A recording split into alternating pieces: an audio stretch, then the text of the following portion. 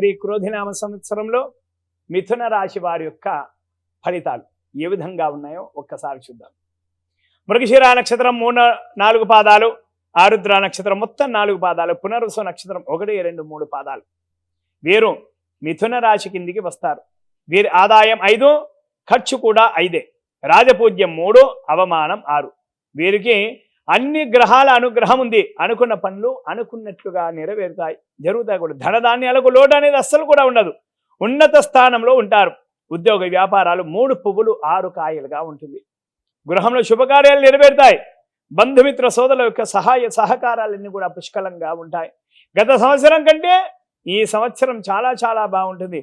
భూప్రాప్తి, నూతన వాహన ప్రాప్తి, నూతన గృహ ప్రాప్తి, ఇలా చాలా అనుకునే అన్ని కూడా కలుగుతాయి. నూతన ఆభరణ ప్రాప్తి కూడా కలుగుతుంది. ఆరోగ్య విషయంలో జాగ్రత్తలు అవసరం.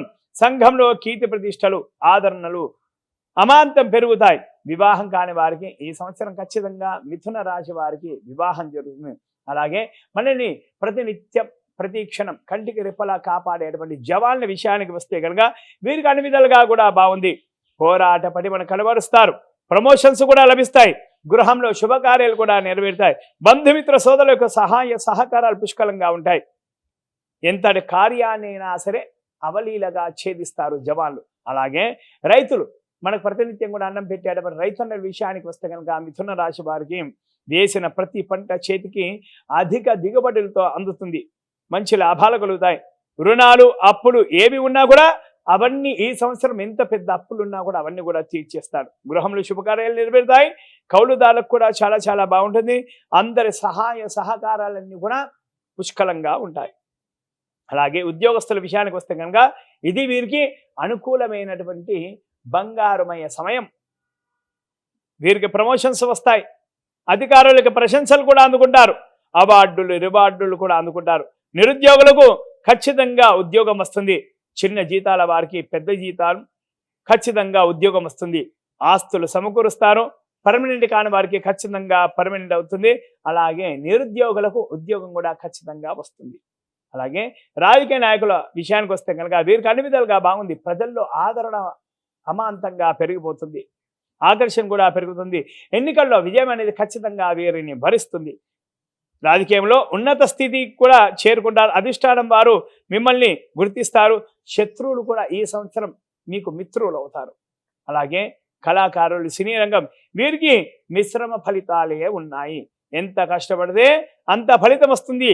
తీసిన సినిమాలు భారీ విజయాలు కాకపోయినా సరే నష్టం అంటూ ఏమీ ఉండదు.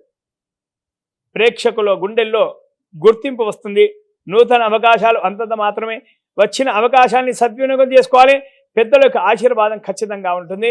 అనుభవం ఉన్న వారి యొక్క సలహాలు తీసుకుంటే కనుక ఈ సినీ ఫీల్డ్లో ఉన్నవారు సలహాలు తీసుకొని ముందుకు వెళ్తే కనుక అనుకున్నది అనుకుంటుగా సిద్ధిస్తుంది.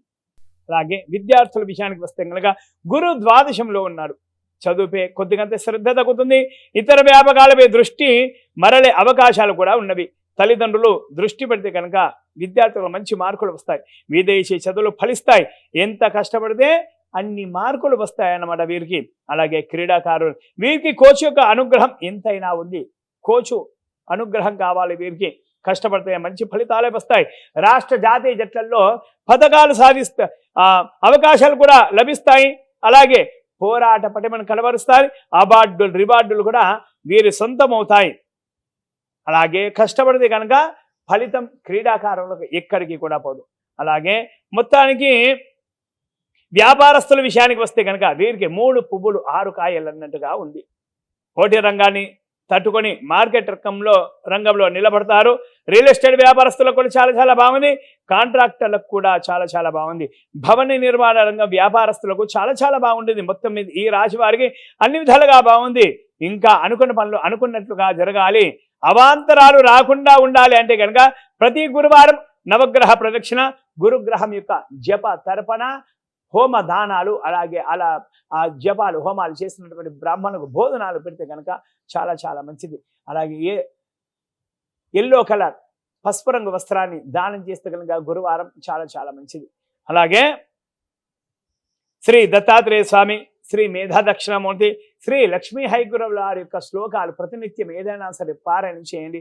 అలాగే ప్రతి గురువారము సమీపంలో ఉన్నటువంటి దత్తాత్రేయ స్వామి, అలాగే శ్రీ మేధా దక్షిణామూర్తి, అలాగే శ్రీ లక్ష్మీ హైగురువుల వారి యొక్క ఆలయానికి వెళ్ళారండి కనుక, దర్శనం చేసుకుంటే కనుక అనుకున్న పనులు అనుకున్నట్లుగా ఖచ్చితంగా తీరుతాయి.